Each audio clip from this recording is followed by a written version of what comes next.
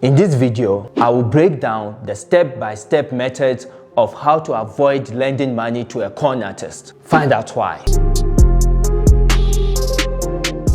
Hi, I'm Ekow. Once you've made a bit of money, in spite of all attempts to keep a low profile, word of your prosperity will leak out. Then, investors, promoters, confident tricksters of all shapes, colors, and sizes will convincingly offer to triple your money. Whatever you do, avoid lending money to friends and family. Rather, give them the money as a gift. I want to stamp out all memories of the time I became involved with a shoemaking friend I once had. The small-scale shoemaker had me convinced that nothing could possibly go wrong. It seemed like the opportunity of a lifetime. He showed me that my 150,000 investment would return $500,000 a year. Once production began, there were a few minor issues to be worked out. 3 more 50,000 contributions were required, each one to turn the corner. To my sorrow, the corner never turned, and probably never would be turned. I kissed my 150,000 rand goodbye. The deal dangled in front of you would be so sweet and entertaining, but don't part with a cent of your money unless you want to lose it. Listen to their stories, let them wine and dine you. But here is what you do instead. You must think like a bank. If the bank is not willing to lend them the money, then it simply means that the borrower will never be able to pay back the money. As simple as that. So ask Mr. Confidence Trickster this simple question. If the deal is so good, why don't you keep it all to yourself? The answer, 99% of the time, will always be, I would if I could, but I don't have the money. This is where you flip the tables. You say something like, instead of investing in your deal, Mr. Confidence Trickster, I will lend you the money in return for half of the profit you just promised me. That way you, Mr. Confidence Trickster, can multiply my borrowed money and keep half of the gains for yourself without putting a cent up. You will take the risk, of course, but as you have told me, it's a sure thing, right? So, all I want is some security pledged. And say something like, if this deal works out, I will probably invest lots more money on similar deals. So, why should you offer to make a loan to every promoter?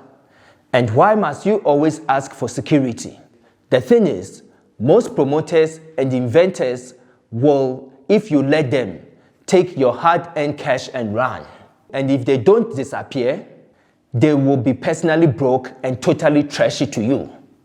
So this is what you do. First, find out what asset the con artist has.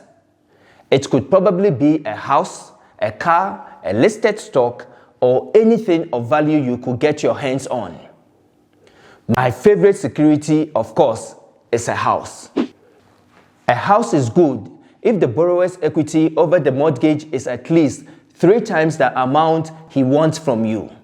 Second, after establishing that the borrower has an asset worth, say, 9,000 rand, you can then offer to lend or rather invest 1/3 of the value, say 3,000. Why do you want to do that?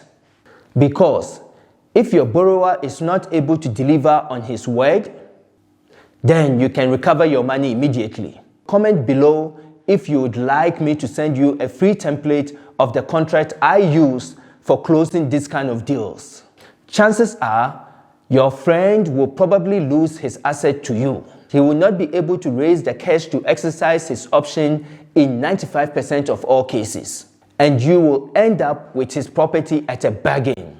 In my experience, as a result of this type of deal, I have ended up with many goodies. I once got a 350,000 rent house for 220,000 cash when I bought it from a self-proclaimed wheeler dealer for 20,000 over his mortgage of 200,000. And this is just one of many examples. To sum up, if and when someone comes to you with a red ribbon deal, where all you have to do is to hand over your cash and get fabulous absolutely free super returns in a short time, always remember, 99 times out of 100, you will lose every penny that you put up.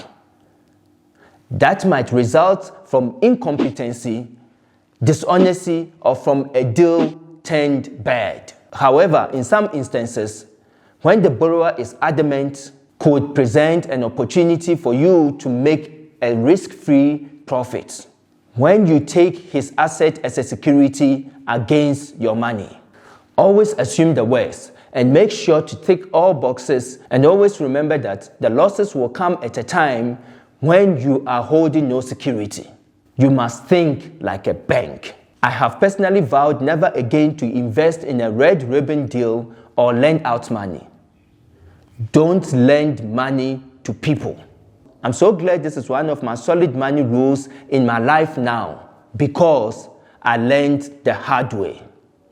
Have you ever been in a similar situation? Share your experiences in this regard in the comment below. I would love to hear them. Don't forget to like, comment, share, and subscribe. Until next time, bye-bye.